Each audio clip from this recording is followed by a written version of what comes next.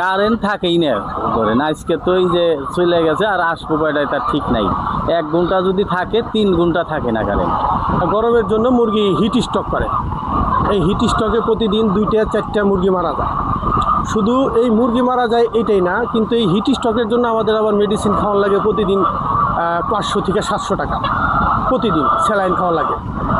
Saline না দিলে মুরগি আরও বেশি। এখন যদি মারা যায় 5 থেকে 7টা, তো যদি মেডিসিনটা না দিই তাহলে আমার মুরগি মারা যাবে 10 থেকে 15-20টা।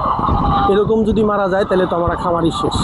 তারপরেও সর্বোচ্চ গুরুত্ব থাকে শুধুমাত্র আমাদের যে হসপিটালগুলো আছে, আমাদের যে জেলা কারাগার আছে এবং এই সংশ্লিষ্ট বা এই ধরনের যে প্রতিষ্ঠানগুলো আছে তাদের এই এলাকাগুলোয় বিদ্যুৎ দেওয়ার আমাদের একটা নৈতিক দায়িত্ব থেকে যায়। তো আমরা সর্বোচ্চ চেষ্টা করি সেইখানে দেওয়ার।